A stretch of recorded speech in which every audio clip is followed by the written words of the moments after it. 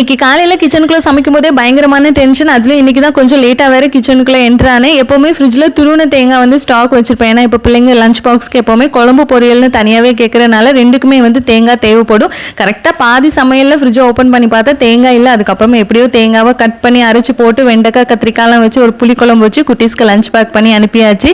நான் யூஸ் பண்ணுற தேங்காய் துருவலோட ரிவ்யூ நிறைய பேர் கேட்டிருந்தீங்க. இது வாங்கி 1.5 வருஷம் கிட்ட ஆச்சு. இன்னுமே நல்லா இருக்குது. அந்த பிளேடுமே நல்லா ஷார்ப்பாக இருக்குது. பிள்ளைங்க 2 பேர்த்துக்கும் தோசை கூட புளிக்குழம்பு வச்சு ஊட்டி சாப்பிட வச்சு அனுப்பியாச்சு. எனக்கும் ஹஸ்பண்டுக்கும் மசாலா ஓட்ஸ் தான் ரெடி பண்ணியிருந்தேன். நிறைய பேர் ஓட்ஸ் ரெசிபி கேட்டிருந்தீங்க. இதை வந்து ட்ரை பண்ணி பாருங்க. எண்ணெயில் கொஞ்சமாக ஜீரகம், வெங்காயம், இஞ்சி பூண்டு பேஸ்ட்டு, தக்காளி போட்டு வதக்கிட்டு கொஞ்சமாக பச்சை பட்டாணியும் சேர்த்துட்டு மசாலாவுக்கு மஞ்சள் தூள், மிளகாய் தூள், மல்லித்தூள், கரம் மசாலா, பிரியாணி மசாலா சேர்த்துருக்கேன். உங்ககிட்ட மேகி மசாலா இருந்தால் கூட சேர்த்துக்கலாம்.